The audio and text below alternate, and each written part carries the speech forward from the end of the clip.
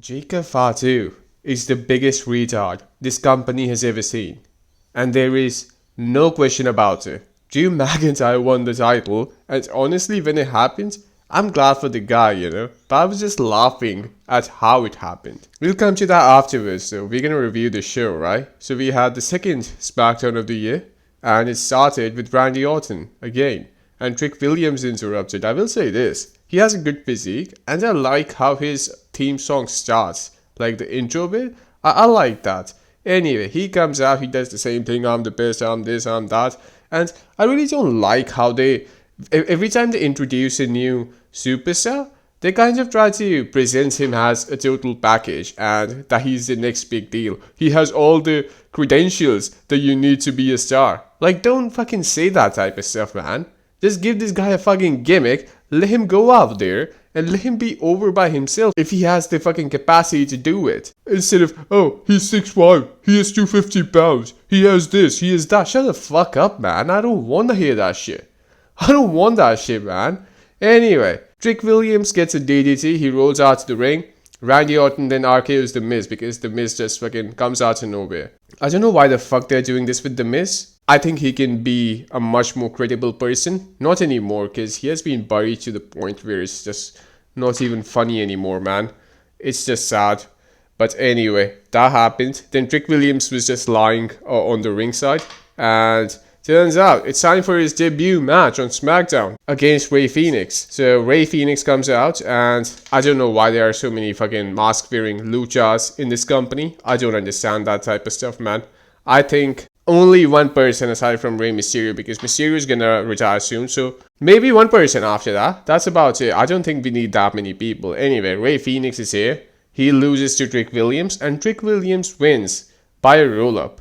This guy's supposed to be the next big deal in some way. That's how he's being presented, right? And he can get to a certain degree, I feel like, He has that physique. And physique, when it comes to fighting, a lot of assholes nowadays will be surprised, but it makes a difference, man. It makes a difference, So, I think he should have won this match fair and square, like he did, but it was a roll-up, so it doesn't really count, you know what I mean? So, that happened. Trick Williams gets a victory. It doesn't mean anything. No one has, even till now, announced themselves for the Royal Rumble, which I don't understand why. Like, now is the time. Start fucking declaring yourself, man. Now, over the next couple of weeks, I think we're going to have 1 million people who are going to declare themselves out of nowhere. And then we will have like 29 people who have already declared. And the one person who hasn't, you already know. That's most likely going to be Chris Jericho or something. I think, ideally, we only need like maybe 8 or 9 people to declare. I don't need fucking Chad Gable and Solo Sikoa to declare themselves for the Rumble. I don't give a fuck. Alright? I don't care about that. People like Randy Orton, people like Roman Reigns, if they're declaring themselves, that makes sense. But that's about it. We don't need every motherfucker in the company to declare themselves because we don't give a fuck about half of them. That's how the Rumble is, right? We don't give a fuck about half of the roster, but it's just a fun match to watch. That's all it is. So, then we have the United States Championship match. The Women's United States Championship gets defended. Julia versus Alexa Bliss. I don't know why this match is happening. When this was happening, all I could think to myself was that, man, both these women are so small. You're telling me that these two are some of the best fighters in the world. I don't buy that, man. I don't buy that, I think somebody like Blake Monroe would be a better option to be presented in this manner because she's not small, but she's not big, if you know what I mean. She's not Nia Jax. She's a good-looking woman, and she's not small. And that's what people want to see, to be honest, man. That's just how it is. That's how it has always been. Aesthetically good-looking people, whether guys or girls, alright? So, every time somebody talks about women in this manner, everyone's like, oh, you're sexualizing. No, man. Aesthetic beauty matters, whether you're a guy or a girl. It's just how it is. Deal with it. This match happens, man. And Julia wins because there is interruption from Lash Legend. And then Lash Legend and who's the other girl? Nia Jax. They beat the shit out of Alexa Bliss. These two big women are beating the living crap out of this fucking tiny little girl. And her partner Charlotte is nowhere to be seen. So, I don't know, maybe I missed something that happened. I think they already had like some passive friction going on. But I don't know where she is. It wasn't acknowledged that she isn't here to help her, from what I can remember. Anyway, Then we have Jordan Grace, who signs with Smackdown, and afterwards she also has a match with, who's the girl? The girl who hangs out with Chelsea Green, the Scottish girl. She beats her fair and square, and then when she's walking down the ramp, Jade Cargill comes out and she says, "I'm that bitch," and then she leaves. I think Jordan Grace is a better option than the people Jade Cargill was feuding with till now, Michin and BFAB. I don't know why the fuck that was happening, quite frankly, but Jordan Grace is a better option. This also does expose how fucking shallow this roster is. Somebody who just debuted, had one match with a fucking nobody, and all of a sudden she's a contender for the fucking world title. It doesn't make any sense. After that, we have Solo Sikoa and his faction, the MFTs, against the Wyatt Six. This match doesn't make any sense. We don't need this shit, man. Fire all of them. I don't care. Fire each and every member, including Solo Sikoa, alright? I don't know why the fuck this is happening. If Uncle Howdy was just Bo Dallas, right? And I don't know, maybe he was presented as some guy who's a legitimate contender for anything. Anything, man. Maybe even the US title or some shit like that. Maybe this would have made a little more sense. Maybe. I don't know. But I don't know, man. This is just fucking cartoonish. All these guys, they should be fired. None of them is interesting. This match wasn't even that long. I think the company realizes that this is just bullshit. No one cares about this. Solo Sikoa, he goes down the ring and he gets that lantern that Bray Wyatt used to have back in the day. So that distracts Bo Dallas. And then Tama Tonga hits Bo Dallas with his finisher and pins him.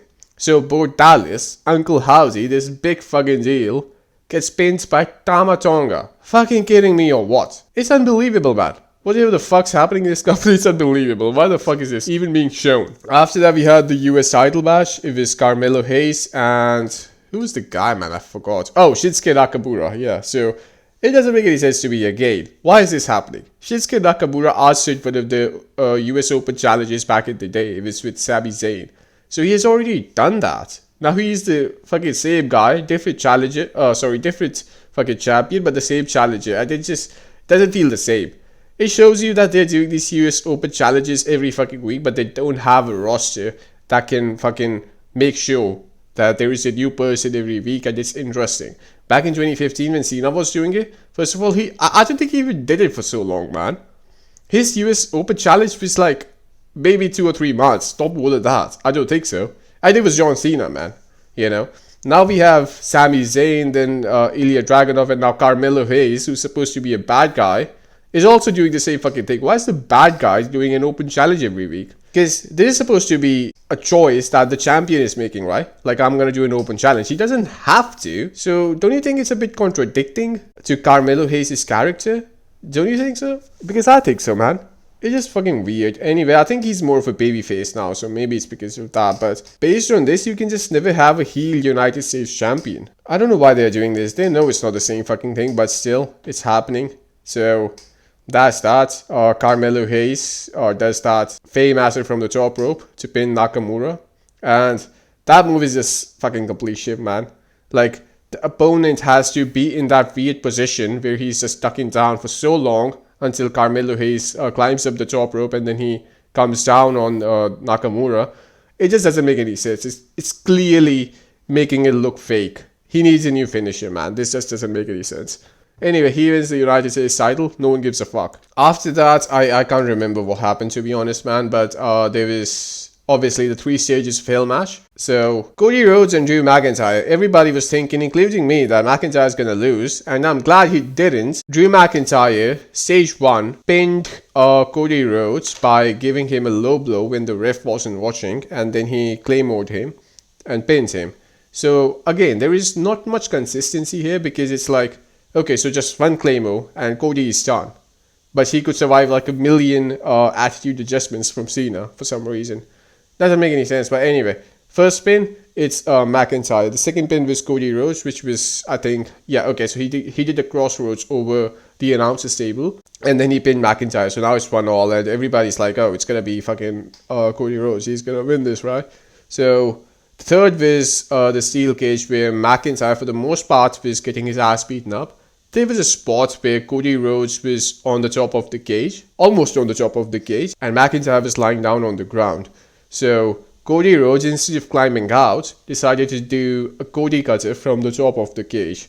And then he tried to pin McIntyre. McIntyre kicked out at 2. So kayfabe wise, I don't know why he would do that. Because he can just climb out and win the match. And it's not like just any match. It's for the title, man. Why would you take such a risk? Anyway, he did that. And after that, McIntyre was mostly just getting his ass beaten up. He did win the title, but he was not made to look strong in any way. He pinned him twice. Sorry, he pinned him once. And then he climbed out of the cage. Or he didn't climb out of the cage, sorry. He just went out of the door. Because Jacob Fatu came in eventually. And if you don't remember, Jacob Fatu was injured, so to say. Fatu comes in. And he's wearing a hoodie and everything because he's going to take it off and WWE wants that pop, right? So he's going to come out with a hoodie and everything. Everybody just fucking returns in a hoodie nowadays for some reason. R-Truth did the same thing. Austin Theory did the same thing. And now it's Fatu. They really need to fucking be a little more creative, I feel like. Anyway, Fatu comes in. He starts beating McIntyre. And then Cody Rhodes just turns Fatu around. And he starts beating Cody Rhodes as well. During the time when he's beating Cody Rhodes, McIntyre just goes out of the door, right? He just goes out of the door and he wins the match. Now he's the WWE champion. And I don't know, maybe they will clarify this a little more going forward, but what it was presented like, or what I felt was that Jacob Fatu is a complete retard. He wanted to fucking spoil McIntyre's match, right? Make sure that he loses. But he got so distracted by Cody Rhodes that McIntyre actually ended up winning the match because of Jacob Fatu. So he unintentionally helped his enemy to win the WWE title, the most prestigious title in the company that this guy was chasing since the last few years, but he wasn't able to win it. Now he did because of a guy he injured 5 months ago. This guy is completely retarded, man. He is. There is no other explanation to this. McIntyre won the title. And then Cody Rhodes got angry. He beat Jacob Fatu. So there was this moment where Jacob Fatu, and he has trimmed his facial hair down a little bit. He looks kind of different. He doesn't even look that scary anymore, to be honest. He never did. Because he was just never a big guy, you know. But he had that facial expression. I don't feel like he even has that anymore. I don't know, man. Jacob Fatu does not belong to the main event. It's not that impressive, whatever he does. I don't feel like it. Anyway, Jacob Fatu was looking at McIntyre. McIntyre was on the ramp with the title and he was all beaten down. But he had the title. And Jacob Fatu, I think, had that expression of regret. Like he realized that he fucked up. You know, he had that. So that just explains it, man. Jacob Fatu is supposed to be some sort of a monster heel, even though he doesn't have the size of a monster. And he's also retarded, man. He's fucking retarded. He's not a smart monster, you know. Like, you might have Strowman back in the day. He was, like, he wasn't, I don't think, ever shown as a retard after he left the White family, at least. I don't think so. He was, like a guy who's just big and strong, you know, and he wants to beat people up.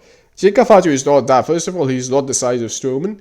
And secondly, he just fucking acts like a retard, man. This is just fucking unbelievable. Anyway, McIntyre wins the title. Now, this changes all the possibilities for the Rumble, right? Because now we have a babyface and a heel. McIntyre's the heel and Punk's the babyface as world champions. I don't know who's gonna win. It's not gonna be Braun Breaker now because he fucking got his ass beaten up last week. So LA Knight can come back into the equation, I feel like. But then why would he challenge McIntyre and not the guys who took him out?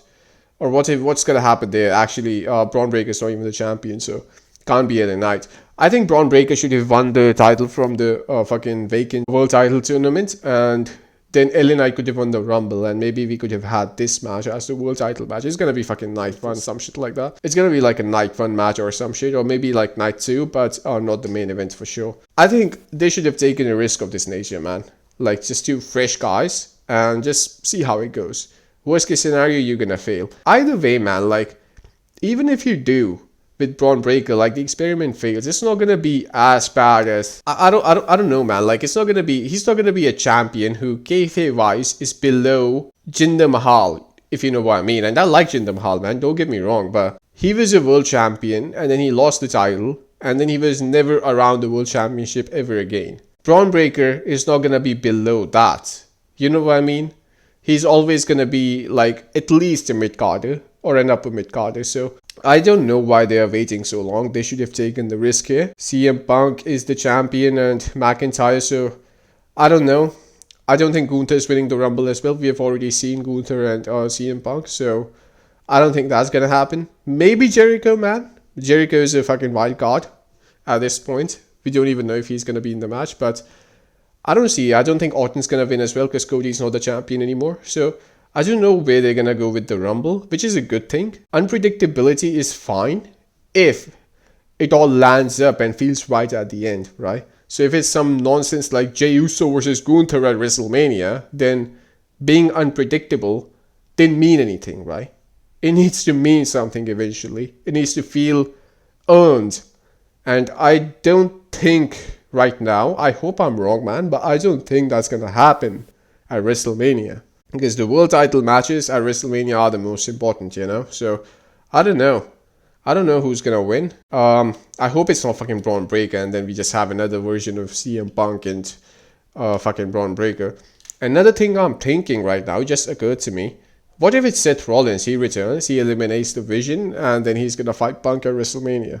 That's going to be complete shit, man. That's going to be complete shit. No one wants to see that. We have already seen Punk and fucking Rollins, and it wasn't that long ago. So they're still pretty much the same people, right? They don't want to see that. I don't think anyone wants to see that. And quite frankly, it was a little underwhelming as well, everything that happened between those two guys. So let's see what happens.